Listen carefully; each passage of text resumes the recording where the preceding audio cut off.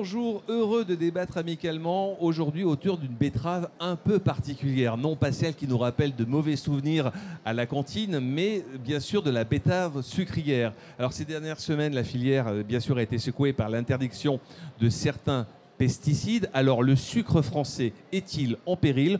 On en parlera dans quelques instants avec nos invités. Mais tout de suite, je rejoins Tom, notre jardinier, et notre chef du jour, Nicolas Rota. Bonjour. Alors, Tom, vous allez nous parler de culture de betterave, également de conservation de légumes. Oui, alors aujourd'hui, moi j'aime ces souvenirs de la betterave qu'on avait à l'école, mais il n'y a pas que celle qui est rouge.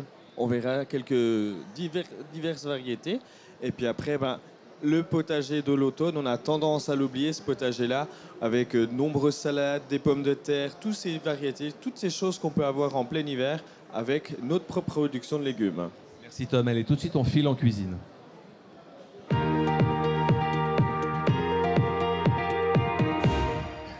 Nicolas, vous nous faites voir la vie de toutes les couleurs aujourd'hui. Vous êtes chef chez Eurotoc. Alors, qu'est-ce que vous allez nous faire autour de la betterave? Alors aujourd'hui, je vais en profiter pour vous faire un risotto à la betterave jaune.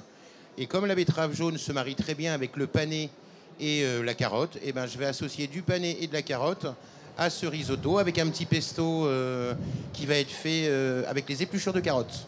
Qu'est-ce qu'il nous faut comme ingrédient? Je vois qu'il y a aussi peut-être du riz. Qu'est-ce qu'il nous faut? Alors j'ai le riz pour le risotto, j'ai la betterave jaune que j'ai pré-cuite préalablement, et panais et carottes avec un petit peu d'oignon et du bouillon de volaille. On se retrouve tout à l'heure pour définir un peu ensemble les différentes étapes pour réussir cette recette. Alors la production de betterave à sucre est d'une tonne par seconde en France, ou environ 34 millions de tonnes par an. On en fait beaucoup de choses avec la betterave. On en fait bien sûr le sucre alimentaire, l'alcool, l'éthanol. On fait tout avec cette betterave sucrière. Alors pour nous en parler, Patrick Mariotte, vous êtes sélectionneur de semences de betterave, et Bruno Cardo, vous êtes betteravier, producteur de betterave et même influenceur, parce que la betterave, c'est votre passion. Alors déjà, le portrait robot de la betterave sucrière, c'est quoi? La betterave sucrière en France, c'est une culture importante dans tout le nord de la France, avec 50% de la surface qui se situe dans les Hauts-de-France, 25% dans la région nord-est, ensuite une partie en Normandie, Centre-Île-de-France et Pays de Loire, et Bourgogne-Franche-Comté. En France, la France est le deuxième producteur mondial de sucre de betterave, hein. Et dans le monde, on produit 177 millions de tonnes de betterave, mais seulement 25 à 28% de tonnes de sucre. Mais la majorité du sucre qui est produit vient de la canne à sucre, puisque la betterave à sucre ne représente que 25 à 28% de la production mondiale de sucre, voire 22%, puisqu'il y a plutôt une progression importante de la production de sucre via la canne à sucre. Donc la canne à sucre prendrait le pas un peu sur la betterave sucrière, hein, on est d'accord. Donc la canne à sucre prend le pas sur la betterave sucrière, mais en sachant aussi qu'il y a une augmentation de la consommation de sucre qui se fait régulièrement dans le monde, même s'il y a une petite baisse dans les pays industrialisés où il faut rien manger, pas de sucre, pas de graisse, pas de viande, pas de... Donc, vous parlez de la France, non? En général. Et donc, comme il y a une augmentation de la consommation de sucre, globalement, les surfaces mondiales restent à un niveau assez stable. On se situe en betterave à sucre. Il y a 4,5 millions d'hectares de betterave à sucre dans le monde. Quand on parle du blé, on est à 216 millions. Hein. Regardez la différence. Et la canne à sucre, c'est environ 27 millions d'hectares dans le monde. Alors Bruno Cardo, vous êtes betteravier depuis 25 ans. Vous êtes tombé, on va dire, tout petit dans la betterave. Qu'est-ce qui vous a plu dans cette culture? Directement, ma Miss Better, elle sait tout faire. Hein, je l'appelle Miss Better. Elle sait tout faire. C'est comme dans le cochon, tout est bon dans la betterave, c'est ça? Carrément, il se passe. Donc là, on a parlé du sucre blanc, naturel, je précise. Hein. On a parlé donc tous les alcools. Avec les alcools, on a donc les alcools pharmaceutiques, cosmétiques parce qu'en fait l'alcool absolu de betterave, il n'a pas d'odeur. Donc les biocarburants, évidemment. Les grandes marques de cosmétiques utilisent la betterave dans leurs produits. Oui, on va pas les citer. Enfin, on peut citer la plus grande. Non, les grandes marques, quoi. Donc. Ouais. Et voilà. Et ensuite, au bout de tout ça, on peut même nourrir les bovins avec la pulpe. Et on a la mélasse. Alors la mélasse, on en parlera peut-être après, mais là on a une super découverte. Voilà, franchement, bien sûr, il n'y a rien qui se perd. Et oui, malheureusement, il y a un peu plus de 20% dans le monde de sucre blanc naturel. Oui, malheureusement, ça baisse un peu. À nous de faire valoir les atouts de cette filière qui est formidable et qui est surtout locale, en fait. Parce que moi, juste à côté de mon champ de betterave, en fait, j'ai l'usine à 15 km parce que les zones pour approvisionner l'usine sont toujours hyper restreintes, à moins de 30 km. Donc, niveau CO2, on est bon. Voilà. Et on a aussi la chance d'avoir une super distillerie sur place chez moi aussi. Et puis les biocarburants et tout le sucre est consommé là. Donc voilà, je pense qu'on est résilient, on coche pas mal de cases. Vous êtes sélectionneur de semences de betteraves. Comment a-t-elle évolué ces 25 dernières années, on va dire ces 30 dernières années, en termes de génétique? Depuis 25 ans, ce qu'on peut dire, c'est que grâce à la sélection, il y a eu un progrès génétique. Le progrès génétique a été important et la progression des rendements, jusque dans les années 2015, on progressait d'environ 2% les rendements par an, dont 50% liés à la génétique et 50% liés au travail des agriculteurs, à l'amélioration technique des agriculteurs. Donc il y a eu des progrès importants en termes de productivité, alors que dans le même temps aussi, on a fait face à des parasites importants. Des parasites qui étaient des parasites qui sont dans le sol, qui sont par exemple la rhizomanie, qui sont par exemple les nématodes. Et là, ce sont les sélectionneurs qui ont permis d'apporter des variétés qui permettent de garder une productivité élevée malgré ces maladies-là. Donc il y a une sélection, la sélection a fait évoluer de manière importante. Alors depuis 2015, jusque dans les années 2000, il y a une progression importante liée au changement climatique. C'est-à-dire qu'on a pu semer un petit peu plus tôt, on a bénéficié de conditions climatiques jusqu'au mois de juin qui étaient plus favorables à la betterave. Mais depuis 2015, on voit que la productivité en betterave a tendance un petit peu à baisser. Donc on fait face aux difficultés du changement climatique. Et en parallèle, on fait face aussi à l'interdiction des produits phytosanitaires. Donc ça fait deux challenges importants qui mettent sur les épaules des sélectionneurs des challenges importants, mais qui mettent beaucoup de challenges d'un seul coup. Alors vous parlez peut-être de la jaunisse de la betterave qui fait voir rouge les agriculteurs et voir noir les écologistes. La génétique a fait des progrès par rapport à cette maladie ou pas du tout? Alors, les néonicotinoïdes étaient Vous avez bien prononcé, hein. Les néonicotinoïdes étaient des produits de protection des plantes. C'est pas parce qu'on parle toujours de pesticides. C'est des produits de protection des plantes. Je pense qu'ici, si on regardait dans le salon, tout le monde prend des médicaments, hein, sans se poser la question s'ils viennent de la phytopharmacie ou pas.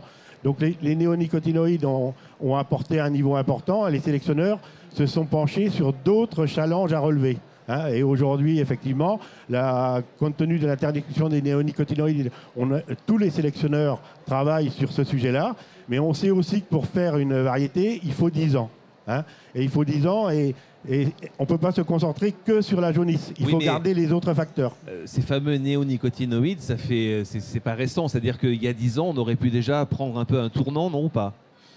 On aurait pu prendre un tournant, mais il y avait aussi d'autres challenges à relever. Et si on n'avait pas relevé les autres challenges, on aurait peut-être eu des surfaces de betterave en moins. Donc tous les challenges sont importants parce qu'en même temps qu'on parle des néonicotinoïdes, on ne parle pas en parallèle de l'interdiction de produits fongicides qui permettent de lutter contre les maladies des feuilles et où là les sélectionneurs sont en train aussi d'apporter des produits. J'ai envie de poser la question, est-ce que la France n'est pas un trop bon élève en termes d'interdiction, etc., par rapport à d'autres pays européens qui, eux, sont un peu plus à la traîne en interdiction, notamment l'Espagne ou d'autres pays qui utilisent quand même encore des produits interdits en France? Alors au global, je pense que globalement l'Europe est un peu le bon élève dans le monde, hein, le bon élève dans le sens positif ou négatif. En tout cas, celui qui veut réduire au maximum l'utilisation de produits de phytopharmacie, quitte à après importer des produits sans savoir ce qu'il y a dedans. Mais là-dedans, la France est encore un petit peu plus fort. Et on le voit bien au travers des néonicotinoïdes où qu'on n'ait pas le droit aux néonicotinoïdes. Après, on va traiter en végétation, ce qui n'est pas forcément le mieux d'ailleurs. Hein. Et nous, on a des produits qui sont moins efficaces que ce que peuvent utiliser d'autres pays européens. Donc effectivement, c'est toujours en France un petit peu plus que les autres pays. Et le danger, c'est que l'agriculteur, à un certain moment, n'ait pas une productivité suffisante, qui compare par rapport à d'autres cultures où il peut gagner plus d'argent, qu'il arrête la culture de betterave. S'il arrête la culture de betterave, c'est les usines qui arrêtent. Et si les usines qui arrêtent, ça veut dire qu'on ferme les usines. Alors quand on parle de réindustrialisation du pays, je pense que ce qui est déjà important, c'est de garder les usines que l'on a. Ça, c'est déjà le point le plus important. Quand on sait ce que ça coûte de réindustrialiser le pays, conservons nos usines. Bruno, c'est quoi le quotidien d'un betteravier? Ça se sème comment? Comment ça se passe cette culture en plein champ? La Miss Bitter, on va la semer à partir de d'ici 8-10 jours. Hein. Après, il y a un gradient de semis nord-sud, mais on prend de Dunkerque à 100 km au sud de Paris, on a le grand bassin. Ensuite, derrière, une fois que j'ai semé, je vais protéger. Donc, je vais protéger à travers ce que Patrick vient d'évoquer. Et ensuite, je vais nourrir. Donc là, on peut déjà dès maintenant nourrir les sols qui nourriront les plantes jusqu'à la récolte qui va être à l'automne, donc à partir de fin septembre jusqu'en décembre, pour aller de direction la transformation dans nos usines. C'est une rotation qui se fait après quoi? Du blé, des céréales? C'est quoi la Voilà, rotation de la betterave? C'est important de parler de rotation. On ne fait pas de monoculture. Hein. Dans la même parcelle, vous allez avoir une betterave, souvent un blé, une céréale derrière. Ensuite, vous allez mettre un oléoprotéagineux. Vous allez remettre une céréale. La betterave va revenir tous les 4 à 5 ans. Voilà. Et dans cette rotation-là, de toute façon, on est agronome avant tout. Donc on ne va pas de tuer nos sols, ni trop les matraquer. On est d'abord agronome, on aime nos sols. Et donc on va faire une rotation résiliente et qui sera résiliente dans le sens aussi économique, parce qu'il faut le rappeler, on est là aussi pour gagner notre vie. Et ça, c'est très important. Oui, parce que réduire la production de betteraves sucrières, c'est augmenter les importations de canne à sucre et donc crever le plafond du bilan carbone. Exactement. À ce niveau-là, en France, la production est supérieure à la consommation. Hein, ça veut dire qu'on a un volant d'exportation, mais la plus grande partie qu'on exporte, c'est vers l'Union européenne. Hein, ça veut dire que l'Union européenne aujourd'hui, en termes de production, on couvre à peu près les besoins de l'Union européenne. Donc ça veut dire qu'effectivement, pour la balance commerciale de la France, le fait d'exporter quelques millions de tonnes, c'est un effet positif sur la balance commerciale. Alors quand j'entends tous les mois le niveau de la balance commerciale, je me dis, bon, on peut encore se passer de ces 500 millions-là, mais ce serait quand même un peu dommage de se passer de ces 500 millions-là. Et donc, ce qui est important, si on interdit des produits en France et en Europe, c'est de dire, à ce moment-là, on n'importe pas de produits qui viennent d'ailleurs, dont on ne sait pas comment ils sont faits. C'est pas le cas. Et ce n'est pas le cas. Et le risque, c'est celui-là. C'est qu'à un certain moment, l'agriculteur ne gagne pas assez d'argent avec les betteraves, que les sucreries ferment, qu'on ne produise plus suffisamment de sucre et qu'on soit obligé d'apporter du sucre dont on ne sait pas comment il est fait. Et en tout cas, moins bien fait que ce qui est fait en Europe où les normes sont plus élevées. Le sucre issu de canne à sucre est aussi une culture où il y a des pesticides ou pas? Bien sûr. Bien sûr qu'il y a aussi des pesticides. Vous savez, alors vous les appelez pesticides, je préférerais que dans le langage des journalistes, parce que les journalistes sont tellement importants dans la communication, vous parlez de produits de protection des plantes, parce que c'est des produits de protection des plantes. Comme M. Cardo disait tout à l'heure, il ne traite pas pour traiter, il traite pour protéger sa culture, pour qu'elle ait un niveau de productivité important pour permettre de... Il ne faut pas que ces produits de protection influent également sur la biodiversité, on est d'accord? Forcément, s'ils sont pour traiter, c'est pour éliminer certains... Aujourd'hui, on utilise uniquement des produits de protection des plantes avec des autorisations de mise sur le marché. Des AMM. Des AMM, voilà. Et c'est l'ANSES, dans le Hall 4 à côté, qui dirige ça. Donc voilà, on n'est pas du tout hors la loi. Ce qui me gêne énormément, on revient sur les néonicotinoïdes. Ce qui me gêne, c'est que cette année en Europe, est-ce qu'on va faire 2 tas de sucre blanc? Non. Il y a 7 pays en Europe qui vont utiliser les néonicotinoïdes, soit en pulvérisation, soit sur la graine. Voilà. On peut citer l'Allemagne, la Tchéquie, c'est quand même nos voisins. Hein. Voilà. Il n'y aura pas 2 tas. Donc comment on fait arriver au bout? Comment ils gèrent ça, Coca? Coca ne va pas nous payer à notre usine le sucre blanc plus cher? Je ne pense pas. Comment on gère la traçabilité 2023 et 2024? Parce que là, on est en train de parler du coup de massue qu'on prend en 2023 sur un plan, un PNRI, donc un plan de recherche qui était sur 3 ans. Bim, on nous en enlève une année. En gros, là, cette année, on me demande de changer une roue de secours sans le cri. Alors, je vais me débrouiller, je vais aller chercher des copains, là, je vais lever la voiture. Là, on est à la débrouille. Ouais, mais ça va être mon risque. Ouais. Mon risque d'agriculteur. Mais justement, est-ce qu'on ne discute pas entre les membres de la filière de producteurs de coca, vous avez parlé de ça, ou il y en a d'autres, est-ce que ces gens-là ne discutent pas avec vous pour comprendre votre problématique? Ou n'en ont rien à faire? Mais vous savez, ils comprennent en fait. Mais ils comprennent la facture. Oui, complètement. Aujourd'hui, le marché il faut le dire, le marché va mieux. Hein, mais ce n'est pas parce qu'on a des prix qui vont mieux, parce qu'on part de très loin au niveau prix, pour le sucre blanc, je parle toujours. Hein. Mais ça ne suffit pas. Et vous avez raison d'évoquer cette notion de traçabilité, et donc jusqu'à l'assiette, parce que notre mission... D'intelligence et d'intelligence Voilà. dans la traçabilité. Mais c'est surtout, en fait, le mot, c'est cohérent. Soyons cohérents et surtout, évitons ces distorsions intra-européennes. Parce que là, l'effet qui se coule numéro 1, c'est plus de canne à sucre, vous l'avez dit, brésilienne, qui va arriver, avec dessus des produits de protection des plantes. La déforestation. Déforestation. On vient de s'interdire pas mal de produits de protection des plantes. Eux, ils les mettent, hop, et on va quand même les avoir dans l'assiette. Donc c'est dommage parce que nous, on est blessé, on risque même de mourir. Moi, clairement, là, c'est 2024, 2023, il va y avoir minimum moins 5% de surface en moins. À chaque fois que vous mettez des surfaces en moins, c'est des usines qui arrivent à leur seuil. Une usine à son seuil, hop, elle ferme. Elle ne rouvre plus jamais. Et ce qui peut aussi mettre en danger les agriculteurs qui cultivent les betteraviers. Parce que moins d'usines, moins de betteraviers et moins de production. Et complètement. Et du coup, la filière semence, elle est touchée. Donc, c'est toute une filière. Vous savez, la filière sucre, c'est 40 000 emplois directs et pratiquement 90 000 directs et indirects. C'est colossal. Alors, quand on dit ça à un politicien, il nous entend. Mais après, pour dire ça aux consommateurs, ça passe pas forcément. Alors, on prend une petite pause. On retrouve Tom le jardinier tout de suite.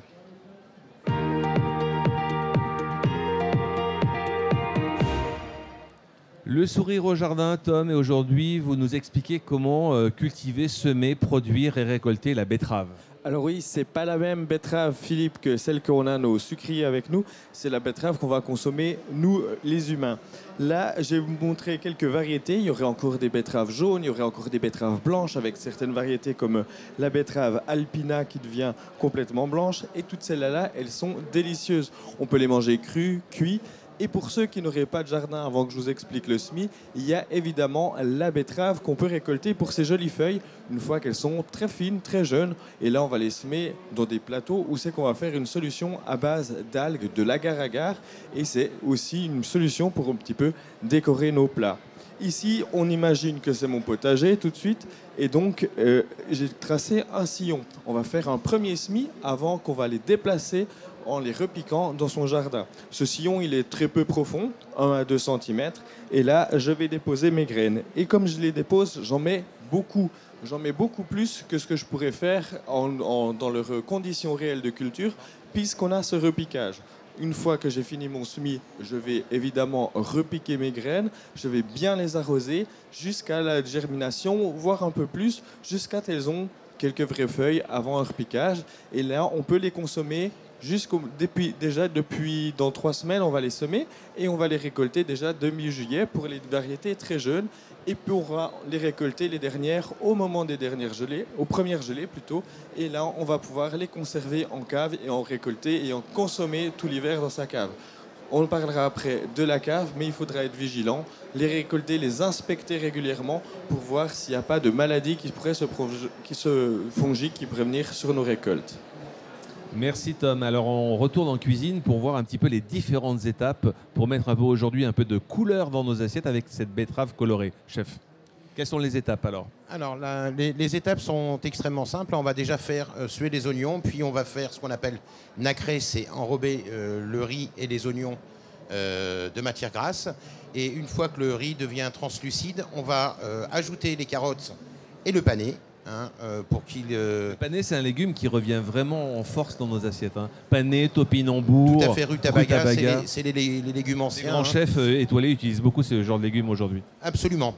Donc une fois que j'ai incorporé donc, ces deux ingrédients-là, je vais ajouter du fond blanc de volaille. Et puis laisser cuire et réduire gentiment en pensant bien à remuer. Sans que le feu aille trop fort. Si le feu va trop fort, ça va accrocher au fond. Ça va donner une couleur noire au produit et ce sera moins sympathique à consommer. Une fois que le riz est cuit, à 3/4 cuit, je vais ajouter la betterave jaune et par la suite, je crèmerai. Alors, je ne mets pas de parmesan dedans, même si on appelle ça risotto, parce que je vais avoir le pesto dans lequel j'ai du parmesan déjà dedans. Et pour ne pas être trop gras, on va justement essayer de diminuer un petit peu le fromage. Le goût en bouche, la mâche, ça va donner quoi? Ça va donner à la fois du croquant, du... Alors, bien entendu, le risotto, on ne cuit pas trop. Il faut que le risotto soit légèrement croquant. Un risotto qui est qui ressemble à du riz au lait, c'est pas forcément un excellent risotto. Moi, je me rappelle de la betterave, ça avait un petit goût de terre. Alors, c'est vrai que c'était il y a une trentaine d'années. On se rappelle de la cantine, de ces fameuses betteraves rouges qui dégoulinaient dans l'assiette et qui n'étaient pas du tout appétantes. Aujourd'hui, la betterave a changé en termes de goût, elle est moins terreuse. Alors, la betterave est effectivement moins terreuse, hein. Bon, là, celle-ci a été cuite juste dans de l'eau, hein. Après, il faut savoir que la betterave, on vous dit de la cuire en l'épluchant d'abord. Moi, je la cuis avec la peau parce que ça permet qu'il y ait une protection et que quand vous cuisez la betterave, eh ben, elle est la même couleur partout. Parce que si vous retirez la peau, que vous commencez à piquer pendant la cuisson, il va y avoir des différences de couleur. Donc pour la couleur, j'agis comme ça. Maintenant, concernant le goût, effectivement, là-dedans, moi j'ai du bouillon de volaille. Donc même s'il y avait, et j'en ai pratiquement jamais vu, hein, de betterave avec un goût terreux, entre le parfum du thym, le parfum du bouillon de volaille, c'est tellement léger si c'est terreux qu'on ne le sent pas. Le petit goût du beurre aussi qui est extraordinaire. Ah bah le beurre, l'huile d'olive. On vous retrouve tout à l'heure, chef, pour le dressage final. Alors, on va parler un peu de la génétique par rapport à ces betteraves. On en a parlé un petit peu avec vous tout à l'heure sur le virage que l'on doit prendre face aux produits qui protègent les plantes. C'est une culture qui demande beaucoup d'eau. C'est quoi par rapport au sol Comment elle réagit par rapport au sol, la betterave, et par rapport surtout au changement climatique? Clairement, c'est une culture qui a besoin d'eau comme les autres cultures. C'est une culture de printemps, donc comme elle est semée au printemps, elle a besoin d'eau pendant toute la période de végétation. Elle a l'avantage d'être récoltée jusqu'au mois de novembre, donc finalement d'avoir une période plus longue de végétation par rapport à d'autres cultures de printemps comme l'orge de printemps ou comme le maïs. Ce n'est pas du tout les mêmes niveaux de besoin d'eau. Et en France, il y a très peu de cultures de betteraves qui sont irriguées. Il y en a essentiellement dans le sud de Paris, mais il n'y a pas d'autres régions où c'est irrigué. Est-ce que le manque d'eau agit sur le taux de sucre? Oui, certainement. S'il n'y a pas beaucoup d'eau, justement, le taux de sucre va être beaucoup plus élevé, hein, et donc l'idéal, et pour un agriculteur, Bruno pourrait le dire, l'idéal c'est de l'eau tous les 15 jours, mais pas que pour la betterave. Clairement, ce qui s'est passé, la sécheresse l'année dernière, moins d'eau, la betterave est beaucoup plus petite. Donc chez moi, j'ai fait à peu près 60 tonnes pour un hectare, un peu plus d'un terrain de foot, au lieu de 90 tonnes. Voilà. Mais oui, il y avait du sucre, ça c'est bien. Il y a un truc important sur l'eau qui est sur la transformation. On vous la paye au poids ou au taux de sucre? Alors, on nous la paye au poids avec un minimum 16% de sucre. Voilà. Il faut savoir que la betterave, elle peut monter à 20%. On est à 17, 18, ça c'est génial. Donc il y a le sucre, la fibre et l'eau. Et vu qu'il y a naturellement beaucoup d'eau dans cette betterave, sur le process de transformation derrière, à l'usine, on n'utilise pas d'eau.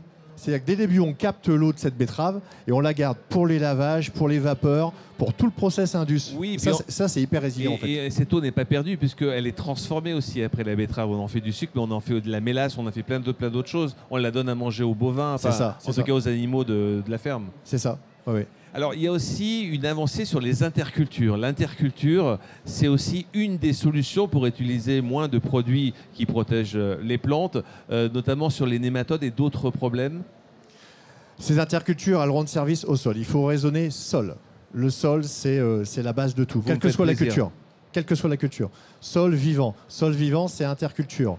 Donc, on évite au maximum. Attention, je ne vais pas distinguer labour, non labour. Ce n'est pas le sujet. Mais quand même, on essaye de couvrir au maximum les sols, parce que là, on parle d'érosion, on parle d'avoir un sol plus vivant, d'augmenter la matière organique du sol, parce que sans matière organique, derrière, on n'a rien. Et aussi, encore une fois, derrière, s'il y a de la matière organique, je vais mettre moins d'engrais minéraux, etc. Voilà. Moi, j'apporte énormément d'engrais organiques, c'est-à-dire, ça peut être du fumier de bovin, fiente de volaille, beaucoup aussi. Donc, on a besoin d'élevage, au passage, je le rappelle. Pour nourrir les sols. Ça acidifie pas trop le sol En fait, on fait vachement d'analyses. Hein. On étudie les pH du sol et on les équilibre parce qu'ensuite, vous pouvez apporter aussi un peu d'écume de sucrerie si vous voulez un peu équilibrer le pH de votre sol. Voilà, encore un sous-produit qu'on n'a pas évoqué. Et tout ça fait que on valide la case sol, la case biodive, c'est-à-dire qu'on va avoir un bol de pollinisateurs beaucoup plus loin dans l'année, là où les abeilles en manquent plus en fait. C'est quoi les intercultures? Ce sont des crucifères, de la moutarde? C'est des mélanges. Voilà, c'est ça. Alors, crucifères, légumineuses, un peu de graminées. En fait, on fait des mélanges. On essaie d'avoir des hauteurs différentes, un système racinaire différent. Et ce mix-là, en fait, il est hyper résilient. Et il est valable pour la betterave, il est valable pour plein de cultures, la pomme de terre, etc. quoi. Et on va vers ça, hein, clairement. Et il y a une découverte il n'y a pas longtemps d'ailleurs avec dans la mélasse de betterave. Ah ouais. Donc Ouais. alors je sais pas si vous l'avez vu passer en ce moment. Grâce à la mélasse de betterave, donc il y a des acides aminés dedans, et dedans on en sort des molécules de synthèse pour, je vais faire court, commencer à éviter le cancer des poumons, ou guérir le cancer des poumons. Voilà. Vous avez vu, la chimie à travers le végétal nous donne des solutions sur la chimie humaine. Et c'est pour ça que le Patrick, ce qu'il faisait comme parallèle tout à l'heure, il ne faut jamais hésiter à faire un parallèle entre les plantes et les hommes. Moi, perso, quand je soigne les plantes, je soigne les hommes. C'est clair. C'est clair. On a vu que la pharmacopée est encore très riche. On n'a pas encore découvert, on a découvert même pas 30% des qualités des plantes. Il y a encore énormément de choses à découvrir et qui vont évidemment nous soigner. D'où éviter la déforestation dans certains pays où il y a encore des plantes que l'on va détruire et on ne sait même pas encore qu'elles peuvent être utiles pour l'homme. Ouais, on a besoin de garder toutes les espèces. Aujourd'hui, l'une des pistes qui est importante, c'est les biostimulants. Donc on essaye d'éviter des engrais minéraux ou d'autres matières synthétiques fongicides pour les maladies. Et ces biostimulants-là, c'est une super piste. Mais encore une fois, il faut des moyens. Et en recherche aujourd'hui, en France, on ne met pas assez de moyens. On l'a rappelé au ministre quand on le croise. Et en semences, c'est pareil, on a besoin de moyens. Et j'ajoute un truc sur les moyens, sur le levier pour moi, c'est les NBT, les New Breeding Technology. Je crois que Patrick, quand ils auront ce levier-là, qui sera, j'espère, garanti à la fin de l'année par l'Union européenne, j'espère qu'on ira beaucoup plus vite en fait pour le variétal. Ça, tu peux en parler, Patrick? Oui, effectivement, on parle depuis plusieurs années des nouvelles techniques de sélection. Et en Europe, c'est vrai qu'on parle. Les autres pays avancent et nous, on perd du temps. Alors, on ne dit pas qu'avec ces New Breeding Technologies, on va tout révolutionner et que si on n'a pas cet outil-là, on n'arrivera pas à faire. La seule chose, c'est qu'à partir du moment où on a de tels challenges face au changement climatique, face à la réduction des produits phytosanitaires, et qu'on dit la génétique doit apporter des éléments, eh bien, il ne faut pas qu'on se prive de ces outils-là. Et ces outils-là, ils vont permettre d'aller plus vite en termes de sélection, comme l'ont été hier les marqueurs génétiques, qui permettent d'accélérer les cycles. Donc il faut qu'on ait ces outils-là. La génétique bien réglementée, évidemment. Merci, messieurs. On retrouve tout de suite Tom, le jardinier. Alors, Tom, aujourd'hui, vous nous apprenez à conserver les légumes. Oui, Philippe, mais avant même de les conserver, je voulais aussi vous donner quelques petites pistes, quelques petites choses pour être pratiquement autonome en légumes dans son jardin.